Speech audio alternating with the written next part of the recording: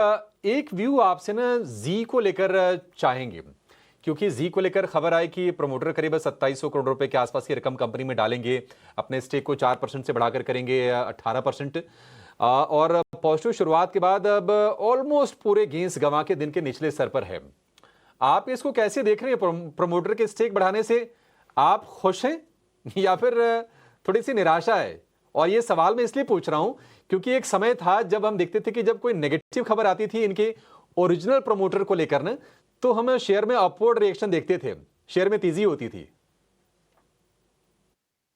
या मीन्स मुझे ऐसा लग रहा है कि जी एज अ बिजनेस प्रमोटर का पॉइंट से मे बी शॉर्ट टर्म कोई इफेक्ट हो सकता है, पर एज अ बिजनेस जी we are not at all bullish on it. Competition से लेके देखो, कंपनी जीरो डेट पे है, टीटीएम प्रॉफिट 680 करोड़ का पैट किया है, तो पैसा बहुत कंपनी के पास है, रिजर्व्स भी अच्छा खासा है, तो buying back is the best way of going do. और प्रोमोटर स्टेक बढ़ाना बहुत सिंपल चीज है।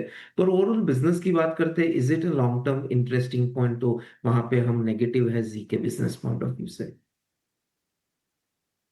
ये एक राय इस वक्त मिलती हुई, लेकिन जैसे दिन की शुरुआत में एफएनओ की पूरी रूपरेखा आपके सामने हम रखते हैं। डेरिवेटिव के फ्रंट पर क्या कुछ हो रहा है, volatility index, fair indicator, India VIX की तस्वीर कैसी है, और साथ ही बैंड लिस्ट में किसकी एंट्री और एग्जिट हो सकती है, इसकी सारी डिटेल्स हम बताते हैं। उसी तरह क्लोजिंग में भी ये सारी डिटेल्स और डिटेल्स लेकर पूरी रिसर्च लेकर पुलकित बंडी हमारे साथ जुड़ गए हैं। पुलकित, बताइए।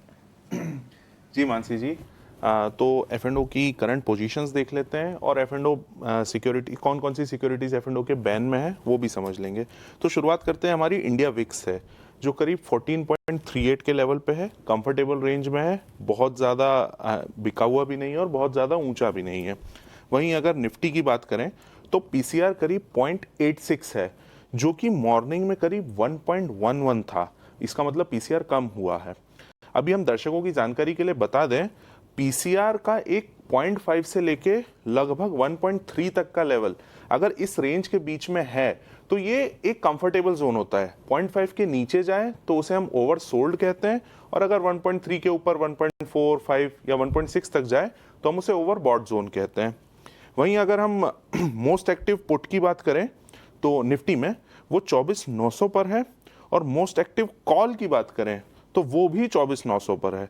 बट एक चीज़ यहाँ गौर करने वाली ये है कि जो मोस्ट एक्टिव पुट है वो उसमें बाइंग देखी जा रही है। इट मीन्स वो 24,900 पर पुट बाइंग हो रही है, और वहीं मोस्ट एक्टिव कॉल जो 24,900 की है वहां पर कॉल राइटिंग हो रही है। इसका मतलब यह है कि बाजार में दबाव देखा जा रहा है। वहीं अगर हाईएस्ट कॉल ओपन इंटरेस्ट की बात की जाए तो वो 25,000 के ऊपर है, और हाईएस्ट पुट ओपन इंटरेस्ट की बात की जाए तो वो 24,800 के ऊपर है। तो ये हाईएस्ट पुट का जो ओपन इंटरेस्ट है वो एक लिमिटेड टाइम के लिए एक सपोर्ट की तरह काम करता है। तो इसी तरह से जैसे कि ऊपर से दबाव और नीचे से थोड़ा सपोर्ट मिलेगा तो थोड़ा सा कंसोलिडेशन बाजार में रह सकता है। मैक्स पेन की बात कर ली जाए तो वो 24,800 के ऊपर है। वहीं अगर हम बैंक निफ्टी की बात करें तो उसका पीसीआर करीब 0.7 है, हाईएस्ट कॉल ओपन इंटरेस्ट और पुट ओपन इंटरेस्ट दोनों के दोनों ही 56,000 के ऊपर है।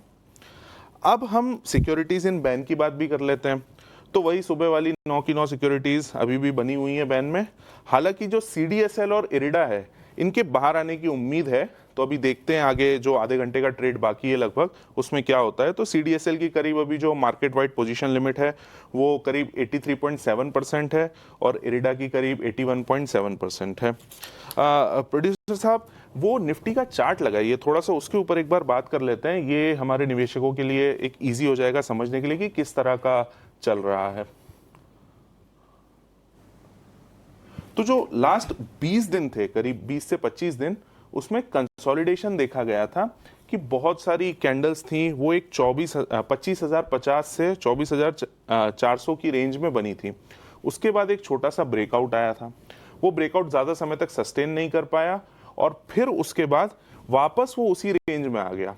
लेकिन आप गौर करिए, वही 24,400 पे वापस उसने सपोर्ट लिया और ऊपर जाने की कोशिश की। आज वही हम रेजिस्टेंस लाइन देख रहे हैं 25,050 की, वहां पर वहीं पर रुक रहा है। तो इस बीच में देखा जा रहा है कि एक रेंज में ये कारोबार हो रहा है। तो अब जिस भी तरफ ये अगेन तोड़ेगा उस तरफ एक हम बड़ा मूव एक्सपेक्ट कर सकते हैं। तो ये थी मानसी जी एफ&ओ की पोजीशन और मार्केट के बारे में जो भी अभी करंट सिचुएशन चल रही है।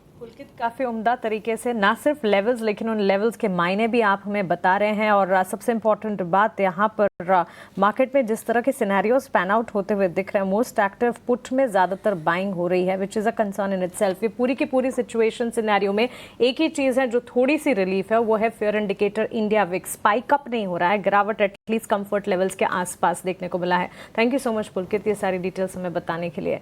On this note